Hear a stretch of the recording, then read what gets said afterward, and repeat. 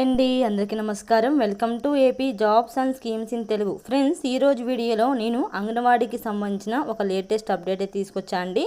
So త్వరలోనే 14,000 అంగన్వాడీ ఉద్యోగాల భర్తీకి అయితే మనకి నోటిఫికేషన్ విడుదల చేస్తా అని చెప్పి ఒక అప్డేట్ అయితే వచ్చింది. సో ఈ అప్డేట్ గురించి పూర్తి వివరాలని నేను వీడియో తెలియజేస్తాను.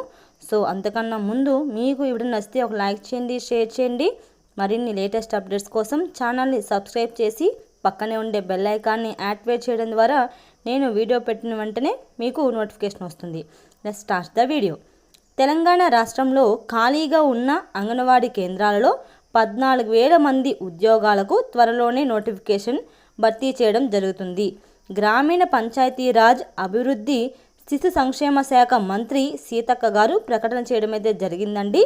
సో తెలంగాణలో 14,000 అంగన్వాడీ ఉద్యోగాలు, తెలుగులో రాజా నోటిఫికేషన్ నుంచి అప్డేట్ వస్తుంది త్వరలోనే. సో రాష్ట్రంలోని 4,000 మినీ అంగన్వాడీ కేంద్రాలను అప్డేట్ చేసి అంగన్వాడీ కేంద్రాలుగా మార్చినట్టు తెలియజేశారు. ఈ నోటిఫికేషన్ ద్వారా anganwadi teacher, mini anganwadi teacher, anganwadi ఉద్యోగాల కోసం మహిళా అభ్యర్థుల నుంచి ఆహ్వానం అయితే అందుతుంది.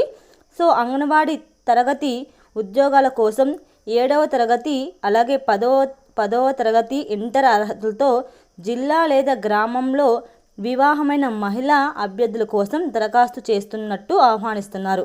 సో ఏ క్షణంలో అయినా అంగన్వాడీ ఉద్యోగాలు విడుదల కావచ్చు. కాబట్టి క్యాస్ట్ సర్టిఫికేట్, అలాగే స్టడీ సర్టిఫికేట్ 6th నుంచి 10th వరకు, అలాగే నివాస ధృవీకరణ పత్రము, అలాగే మీరు రీసెంట్గా తిన్న పాస్పోర్ట్ సైజ్ ఫొటోస్ అన్నీ కూడా మీరు దగ్గరగా పెట్టుకోవాలని చెప్పి నోటిఫికేషన్ వచ్చిందండి.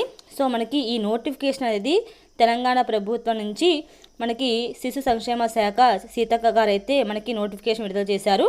సో మీరు రెడీగా ఉండండి అని చెప్పి అంగన్వాడీ టీచర్లు, ఆయాలు, మినీ అంగన్వాడీ టీచర్లకి నోటిఫికేషన్ విడుదల చేస్తాము త్వరలోనే అధికారికంగా.